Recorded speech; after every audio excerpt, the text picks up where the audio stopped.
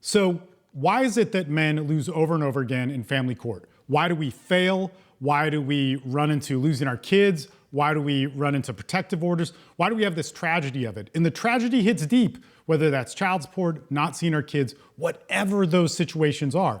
And there's many factors that we hear about: corrupt courts, family courts of business, lawyers screw you over, exes manipulate it, they exploit every advantage they can and target every aspect of male stereotypes, being violent, oversexed, whatever, all these different things, right? This happens over and over again. But there's one thing that we can control, and it's in every single person's loss that I look at. So when guys write in and they tell me that I tragically lost, I did everything you said, and I say, man, let me look at your case, this is always a factor in it. And it's a factor in it because family court is really difficult. It's very hard, and there's not a lot of people showing you how to do it, and so we're trying to show you how to do it. And what we're going to talk about here are 8 different things for courtroom literacy. What you need to know to understand the language of family court so that you can prevent tragedies. You can start learning it now and not being ignorant to it. And so when you walk into family court, you don't get blindsided by things. Now, I'm going to tell you right now, the family courts do have corruption. Judges are not always trained. They can be ignorant. Family law attorneys can be snakes, all these different things. But there are also things you can prevent. And this comes from, like I always tell you, years and years and years of having a men's group that deals with exactly this, that has a ton of different winners on it. In fact, we just got done with a 5-hour call tonight. And on that 5-hour call, there were guys who talked about the win they got today in court.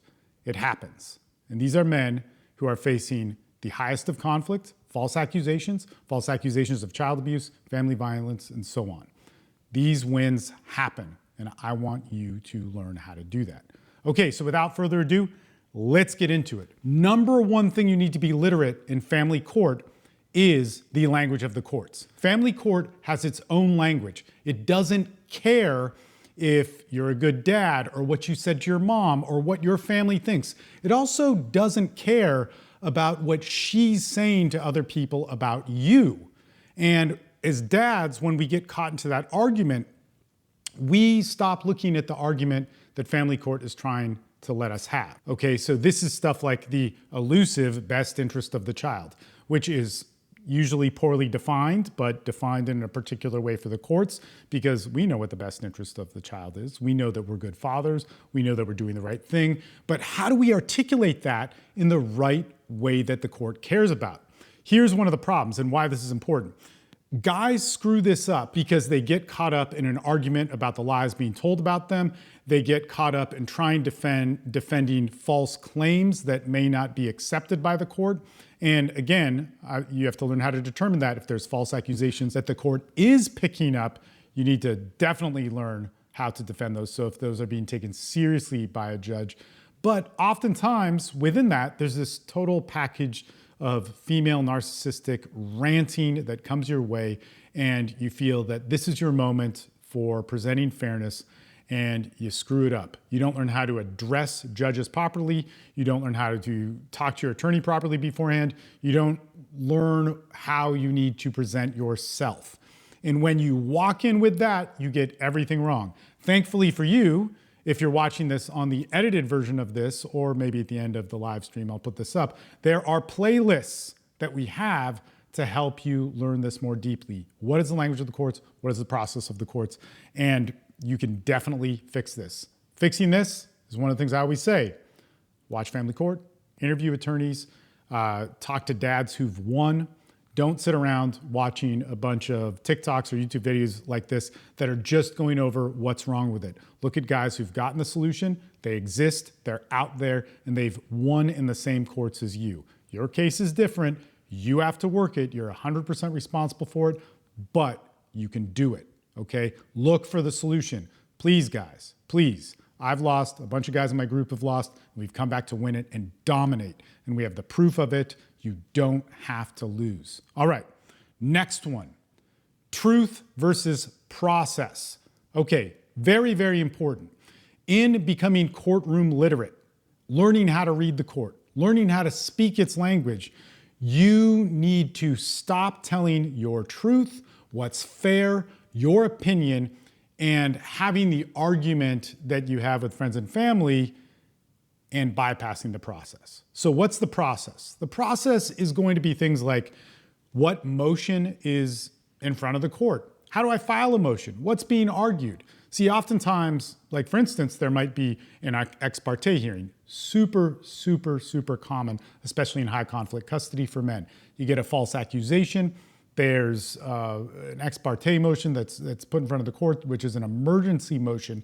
This means that it's not going to follow the same due process. It has a lot of, you can really get screwed in it. You got to know how to argue it. You need to start understanding, for this process, what do I need? What kind of attorney do I need? How should I interview that attorney?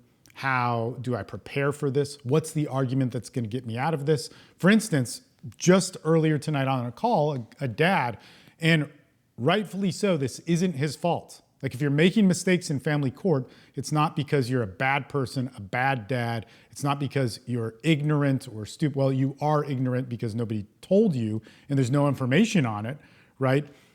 You are normally failing in family court because you're actually a good dad and did everything right. But what we have to understand is this father was walking into court, has a false accusations protective order hearing, and he does what so many of us do, is he tries to prove that she's a liar. She's a liar and made this up because she is lying and she did make it up. Wouldn't that make sense, right? But in the process of the court, he needs to first prove that he's a safe father. Number one, the child is safe with him. There's no danger. And we don't even touch that she's a liar yet, or that this could be wrong, or attack her. But our natural instincts would be to do that. It's like she could very well be really being abusive, right? But we need to defend ourselves first. We need to understand that in the process of an ex parte hearing, I know I'm kind of staying on that one, but go with me, there'll be plenty of examples in this, that we need to first prove that the child's safe. We need to show that we're a safe father. We need to show that we're willing even to be a safe father. Like, because we don't want to lose any custody whatsoever at all. We don't want to get a protective order. We want whatever visitation we can get without getting a protective order and to maintain whatever custody. But if that means going into things like having to take parenting classes, supervised visitation, we don't really want that, but we definitely don't want a protective order. If it's that or a protective order, we'll take the supervised. And the reason for that is once you get a protective order, everything stops. You really have no more custody case, and you got to wait that out, which could be 2 years before you can even argue that. So if you have a crappy, horrible parenting plan, you do have a chance, because it's temporary, to argue it back, which is really difficult, but impossible or nearly impossible if there's a protective order. Okay, how do guys screw this up? Look, in your hearings, men don't prepare. They don't watch family court. They don't understand what's happening. They speak over a judge. They ramble on. They don't organize their evidence. They don't realize how evidence is processed. There's really so much to all of this, guys. You need to thoroughly understand the family court process. And just like I said, although I'm limited to the cards that I could put up, but maybe I'll put them in the link in the description when this is done and edited and so on, of the playlists that we have, which help you organize this. But even more importantly, right now for free, wherever you're watching this, you could get our 30 and 30 high conflict custody, which we're actually changing to every day. We're going to email you out a custody lesson, which is going to help you. And that could be a written bullet point form. That could be a video series. There's a whole bunch of stuff that we put out, and it's excellent. And all of it, daily, what you're going to get is the equivalent of what people put out as they call lead magnets in arguing and marketing. And those would be like things like, get this and you can get my checklist for whatever. Every day you're going to get something that's badass and that's going to help you. You can get that right now, and that's for free. You put in your email address, and then if you go, man, Steve's email address sucks, and he's one of those horrible people that spams us all the time, you can opt out of it and never talk to me again. Okay, the third thing for becoming courtroom literate is procedure over emotion. So we just talked about the process.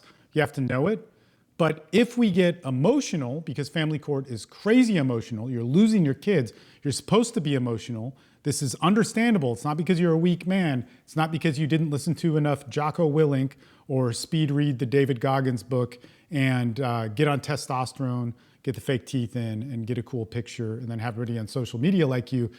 It's because you're losing your kids. That's why you're emotional. And we have such a misrepresentation of that in our culture.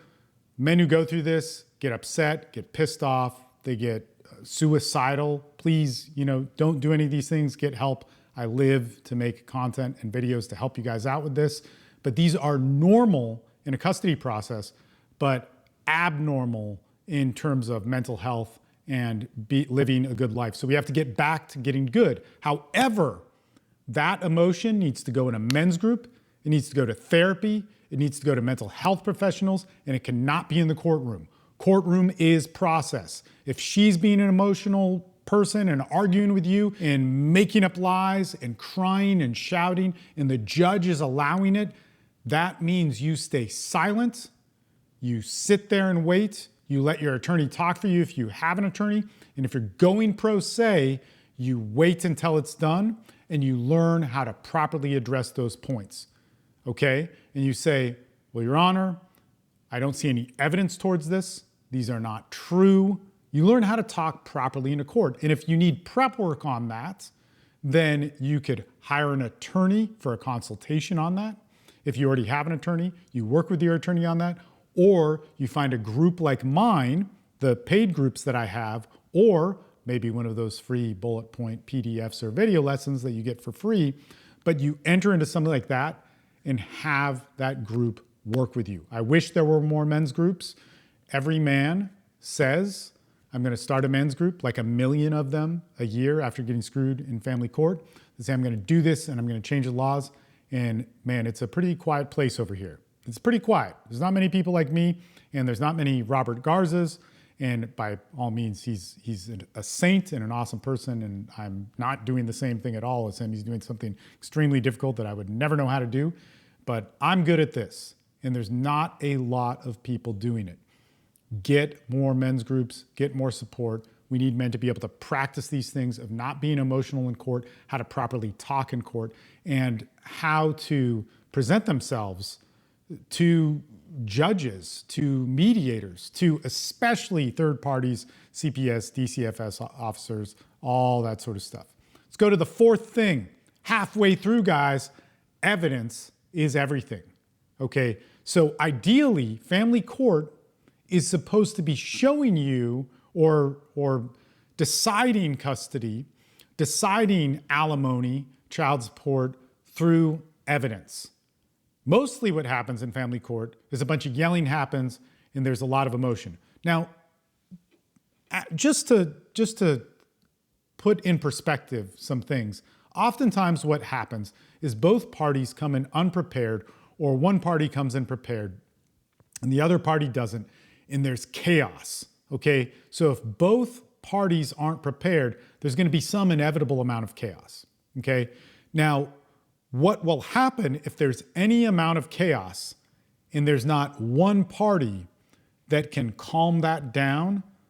A judge cannot hear your case and they have to react. And that reaction, sadly, usually defaults into what I am going to straight up say is bias. It's going to favor the woman. It's going to diminish the man. It's going to punish the man. It's going to see the man as a potential violent threat or all these different things that men's horror stories go into. But that's only if there's at least one party or two parties that are chaotic and the other party doesn't know how to calm it down.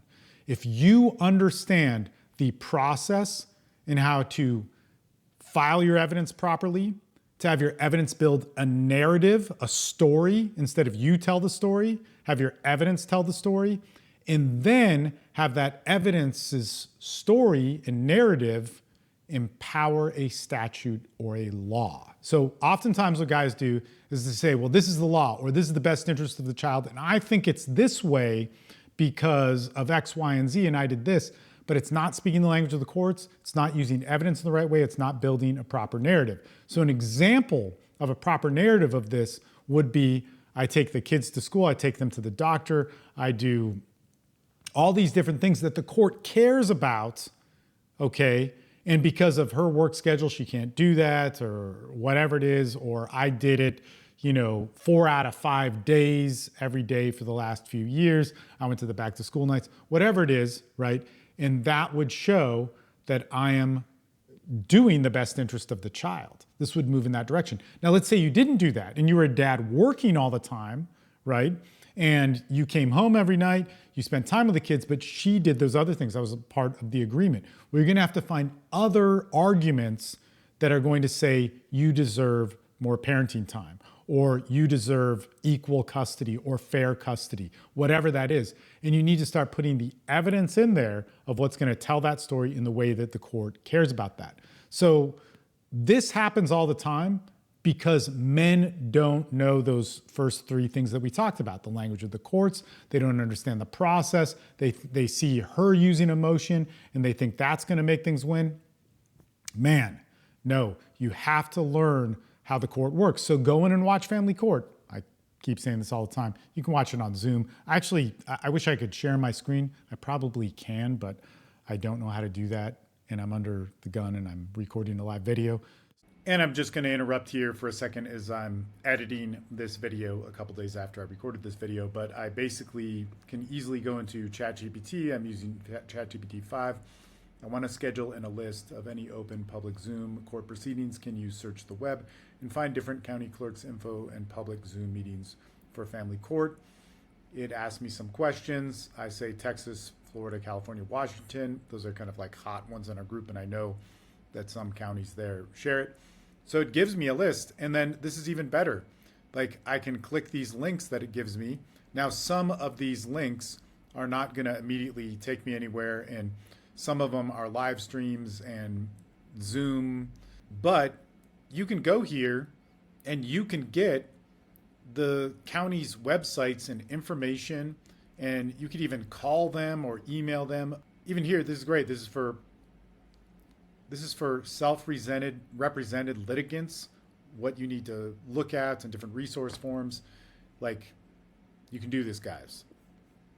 But I could show you all of the different lists of Zoom meetings I have around the United States where I'm doing research on when they are, what the schedules are, so that we can watch them with my groups. You could watch Family Court 5 days a week. That may not be your court, of other people's courts, and you should do that to familiarize yourself with it. It's really boring, but it's a lot better than wasting $10,000 to $20,000 on mistakes you could prevent by watching 4 or 5 hours of that, and it's even better if you can go into your family court and watch.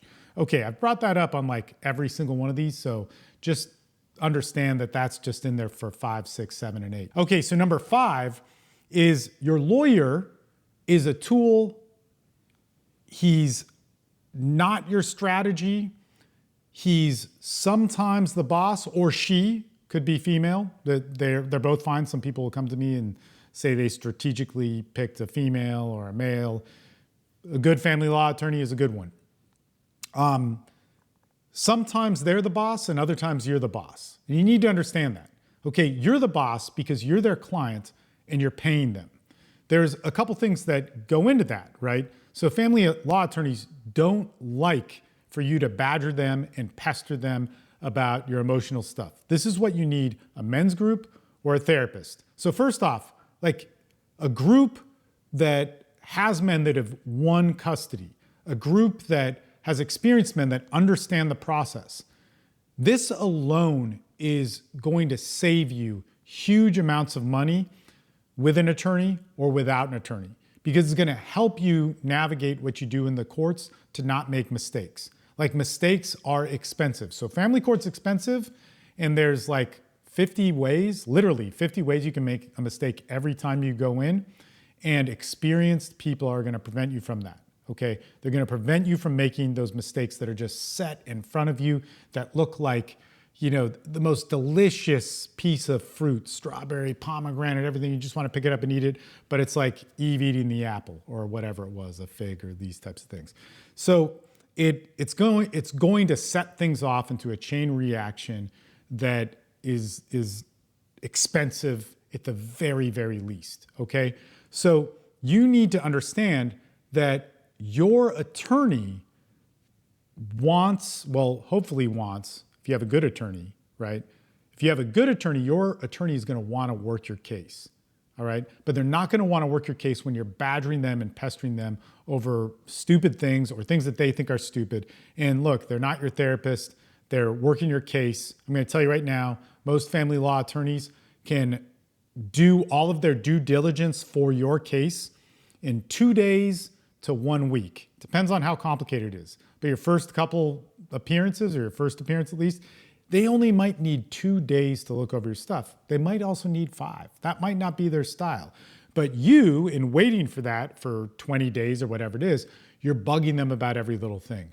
Get other people to talk to that know what they're talking about, not ignorant friends or people that just tell you to get over it or get a hobby or join a gym. Like, do all those things. That's great. You should. Like, we tell guys to do that, but we also say, okay, let's go over what this motion means. How do you have your evidence organized? Do you have your evidence set in a timeline?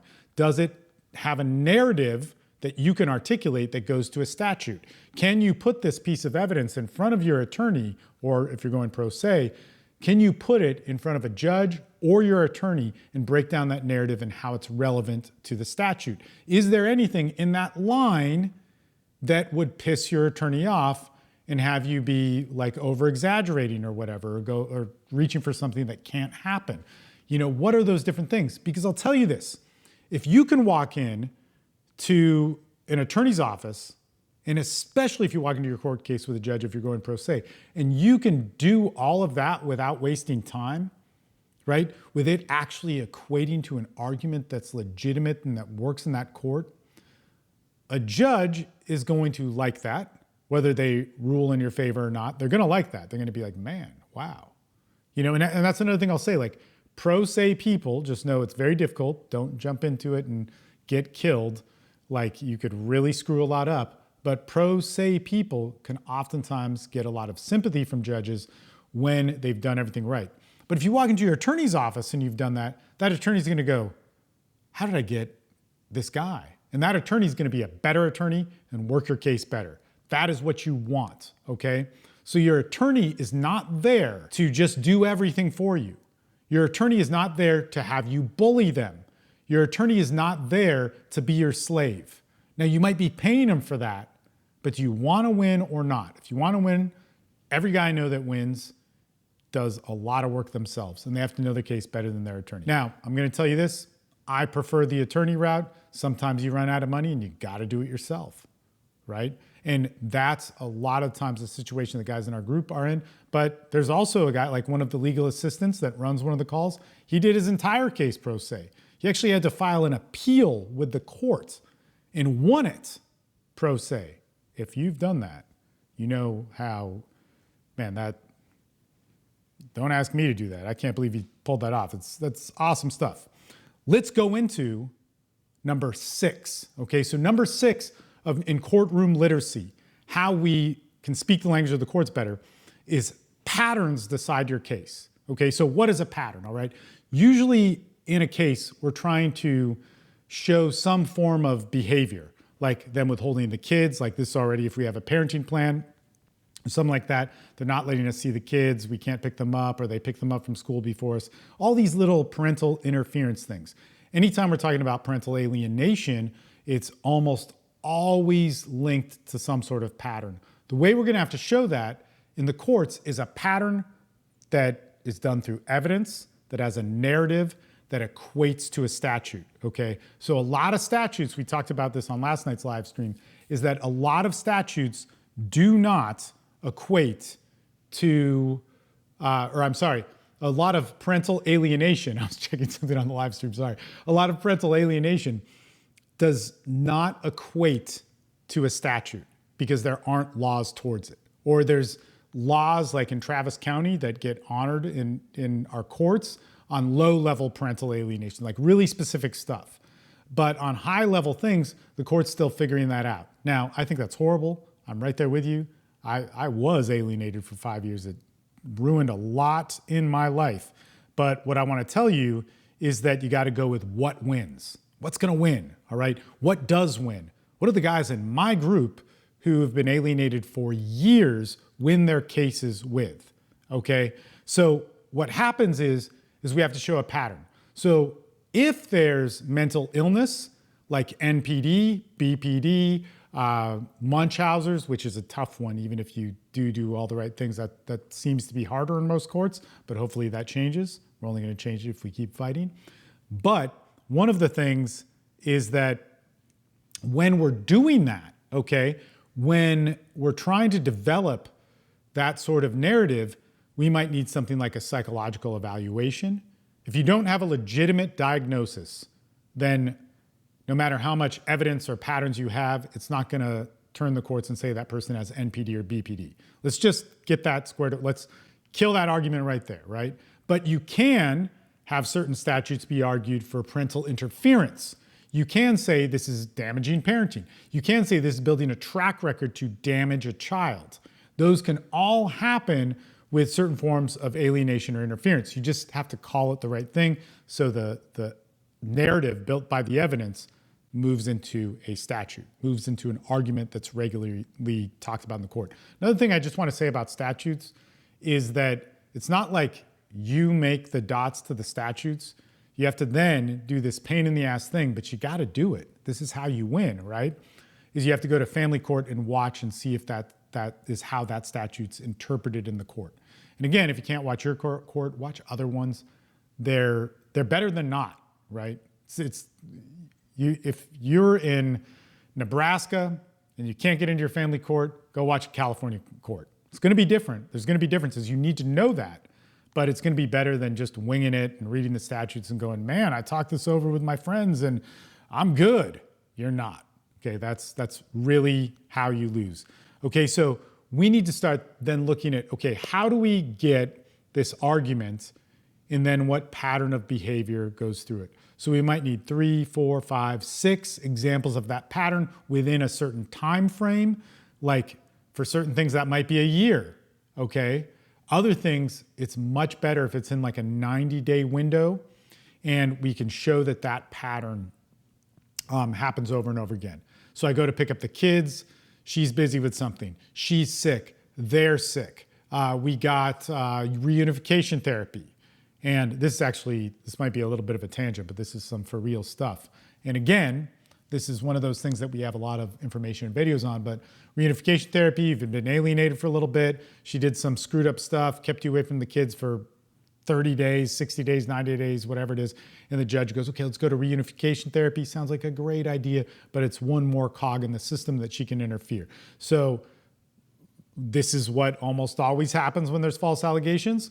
She says the kids are sick, the kid doesn't want to go, they're in danger, whatever, the kid is, your child is upset, she gets a flat tire, she shows up 5 minutes late, she shows up, doesn't realize you were going to be there and got scared and called the police, all these stupid things, right? And at first, because in my opinion, my humble opinion, but maybe not exact fact, is most reunification therapists are trained to believe that men are by nature violent and oversexed and all this stuff, and women are victims. And so they're gonna at first say, look, we're not biased. We don't ever take sides, but you need to calm down. You're a bit out of control. I'm gonna be neutral.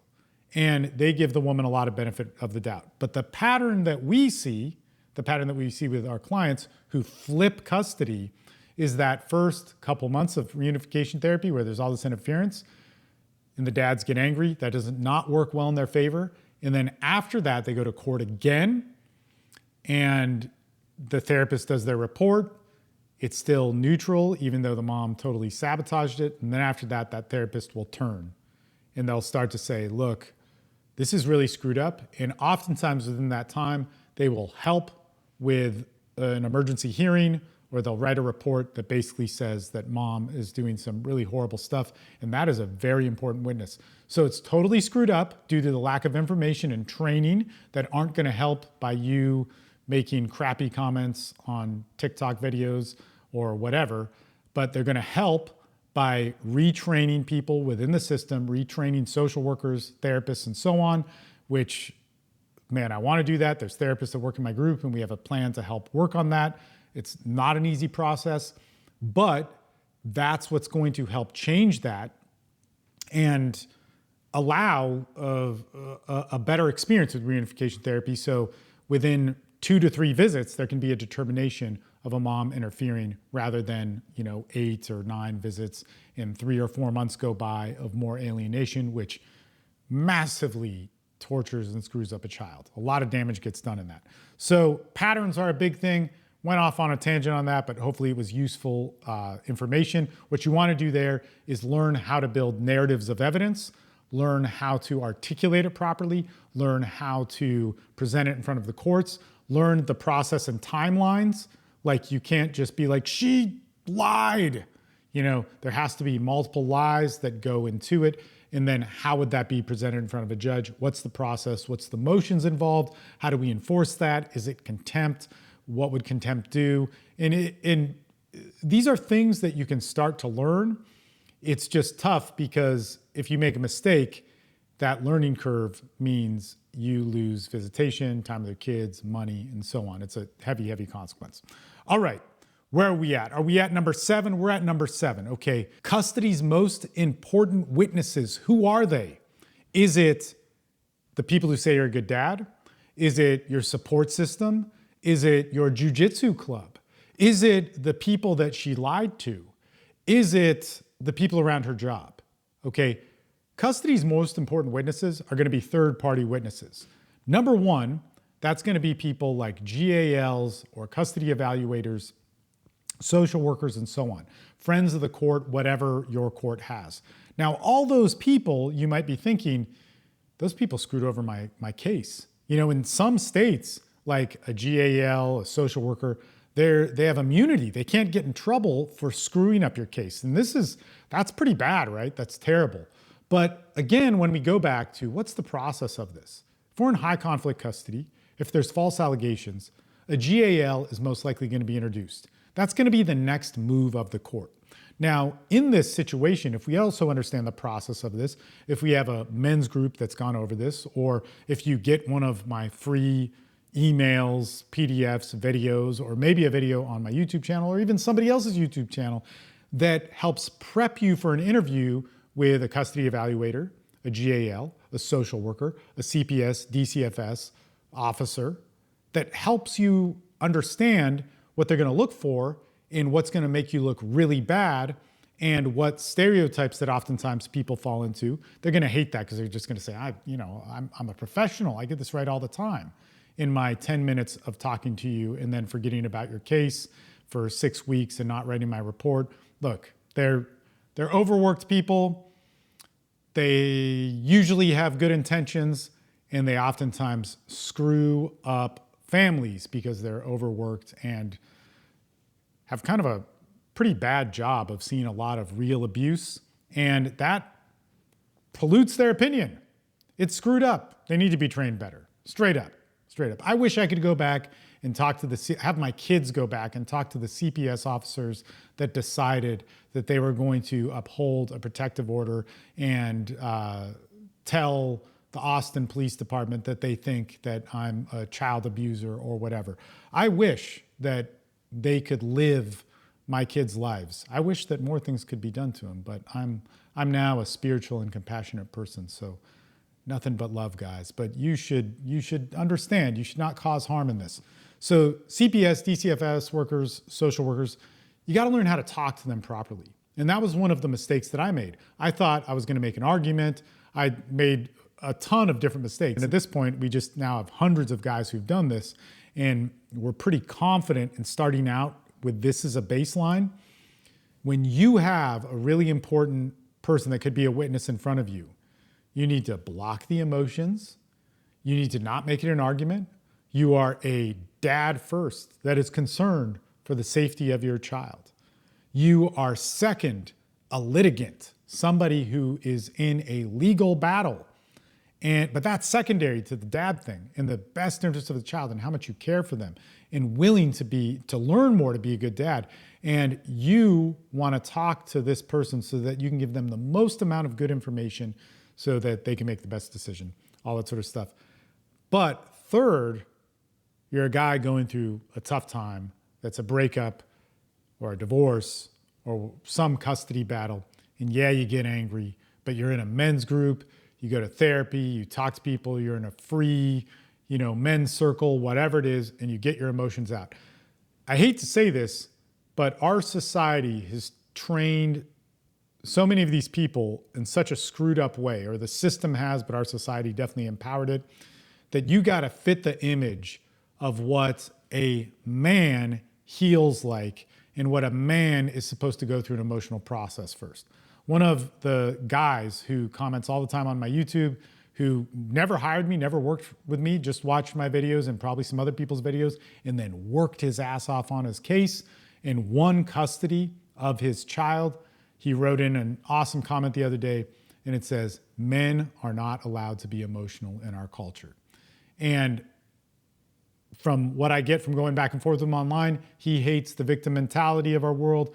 I hate the victim mentality of our world, but I know from processing men's deep trauma for many, many years that if men are real about what they feel, they're told it's not right, it's not healthy enough, it's not emotional enough. They just need to open their hearts in the way that women who are afraid of male anger have defined the rules that men need to heal by. I'm not opinionated here. But when we're going through important witnesses in our custody battle, we need to understand how to talk to them, okay? Those are going to be those third parties. They're huge. They make your case. If you have, I think in another video I said, if you have 7,500 friends and family that all say you're better than her, the kids love you, she's demonic and has lied about every single thing, and she's even lying right now, and they're all willing to swear under oath for that, one CPS report, one GAL report, one custody evaluator report, one of any of those things is better than 7,500 of those types of witnesses. That's what's going to tilt your case. It's very, very important, okay? So I'm not saying not to waste your time with character witnesses and friends, but they're just not gonna be that much, and they could get toppled pretty quick, okay? Don't screw up your relationship with a GAL, social worker, CPS officer, custody evaluator, psych evaluator, definitely don't do any of that. Okay, last one, guys. Man, how long was this? Let me look. Holy whoa, 40 minutes. I'm insane. This came after a 5-hour call with my group. Okay, number 8, stay in the role of parenting. The number one thing that is going to get you custody is parenting time. The number one thing that is going to defeat, argue, work against parental alienation, work against the court giving you an uphill battle, work against misfilings, whatever it is more parenting time. More parenting time, more time with the kids, more overnights. Now, if you want to prove that and show that in court, you need to be interactive in the schools. So you need to take them to swimming classes, sports. You need to be interactive with the coaches. You need to also be interactive with their medical care. Now, if you can't, okay, this is amazing. This actually happened on our call tonight. I was blown away. I love it when my guys just revolutionize what to do to win. So one of the guys that had a pretty awesome win in court today, he said, "Man, I love ChatGPT. Man, this was awesome. I learned so much from the group." And then he starts to break down something that I never taught him, the group never taught him. So he started teaching the group. He went online, found his child's in the portal for the student, like on mine, it's on Austin Independent School District. I have a portal for my kids in there, and I can communicate with their teachers. He found out their schedule. He found out when the tests are. He found out the curriculum. He found out the reports that the teacher put in. He put it into ChatGPT. He said, "Can I set an alarm?" He knew how to make an agent with ChatGPT with only the $20 version, not even the $200 a month version.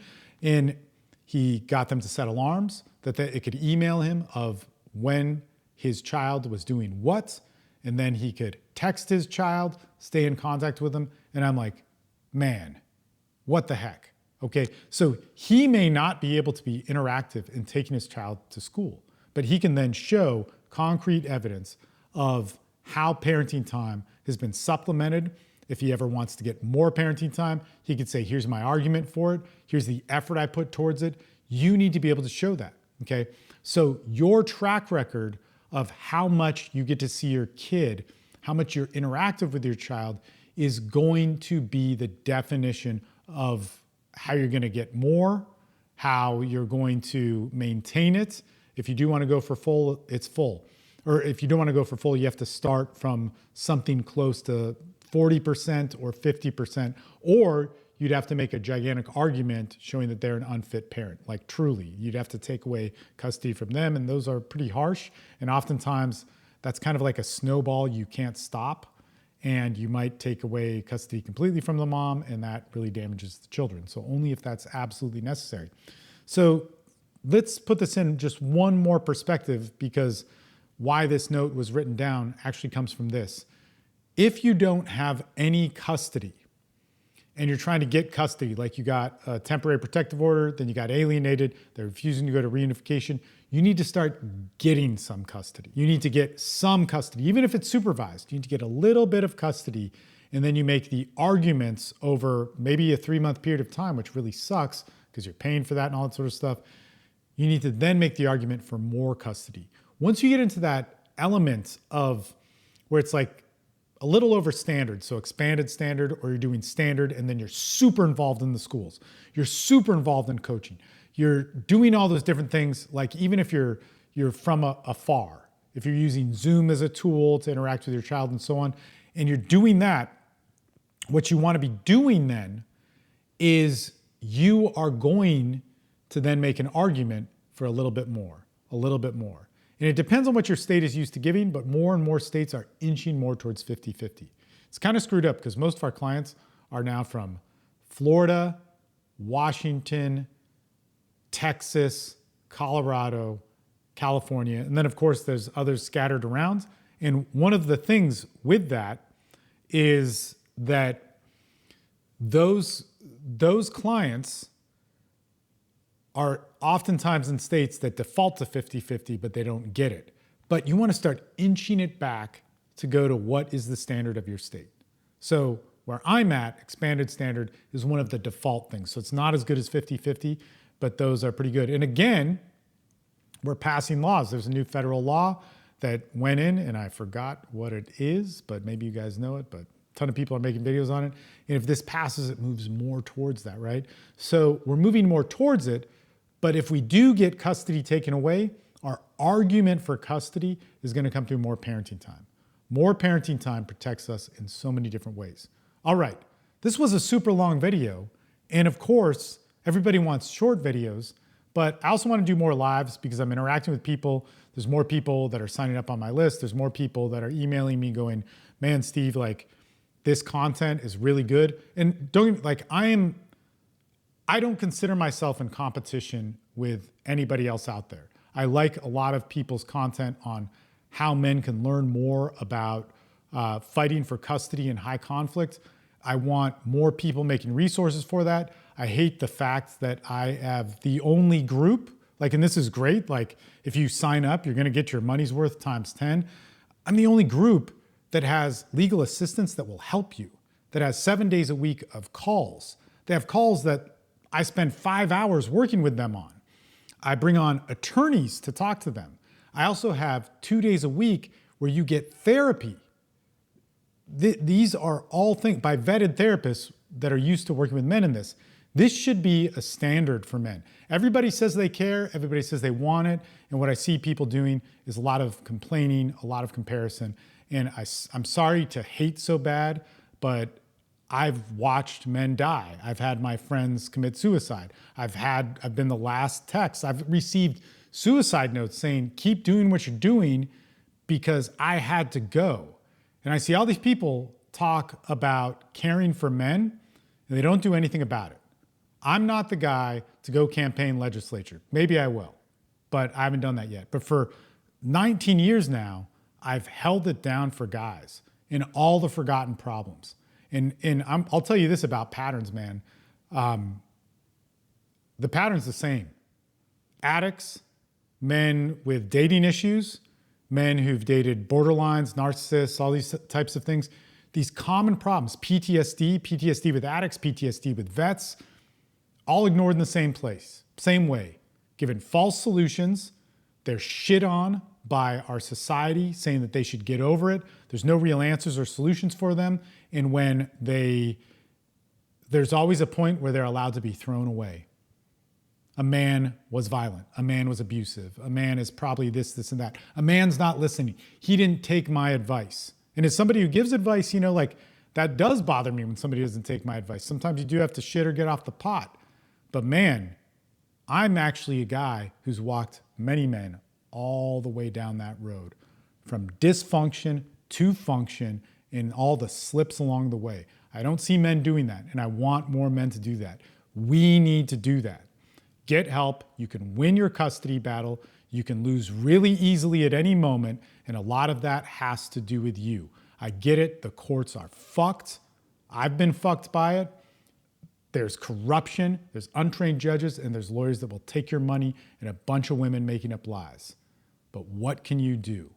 And I have proof over and over again of men that were in the same system as you and me, and they won. So let's do that. All right, gentlemen, talk later. I am going to keep this live stream going and answer a couple questions and keep them anonymous, because on YouTube, this will stay live. On TikTok, it will go away. But on this camera, I'm going to stop recording. Actually, I'll stop.